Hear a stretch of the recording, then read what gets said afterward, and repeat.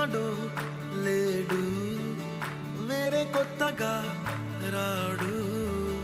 మంచి మనుషులలో గొప్ప మనసు తనై ఉంటాడు. నీకులాగా మేలోక కళ్యాణాన్ని ఆశించి జన్మించిందో వెనుకన్న తల్లి కడుపు నిండారా పండింది.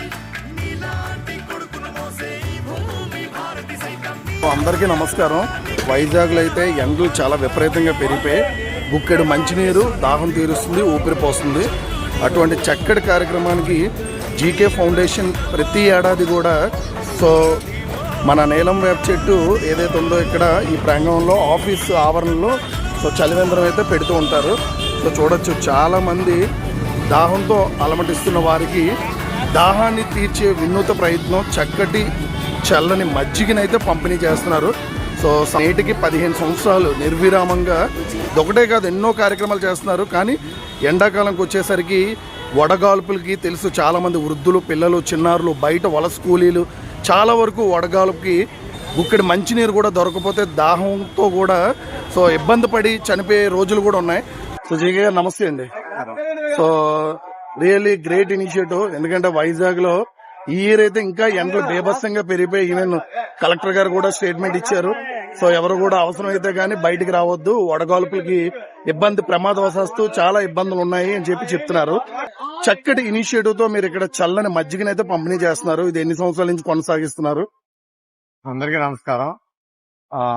మేము శ్రీ గణపతి నీలమాంబ యూత్ అసోసియేషన్ అని చెప్పి 2006 లో గణపతి ఉత్సవాలతో మొదలు పెట్టాం.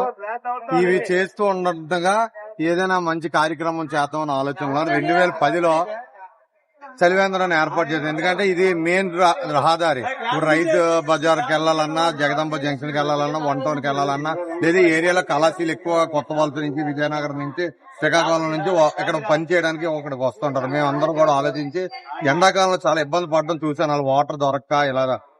ఇవన్నీ ఆలోచించి 2010లో మేము ఒక చలివేంద్రం ఏర్పాటు చేద్దాము జీకే ఫౌండేషన్ ఆధ్వర్యం అని చెప్పి అందరూ యువత అంతా కూడా నిర్ణయించుకొని ఆ రోజు నుంచి కూడా ప్రతి సంవత్సరం ఏప్రిల్లో స్టార్ట్ చేస్తాం వాటర్ చలివేంద్రం.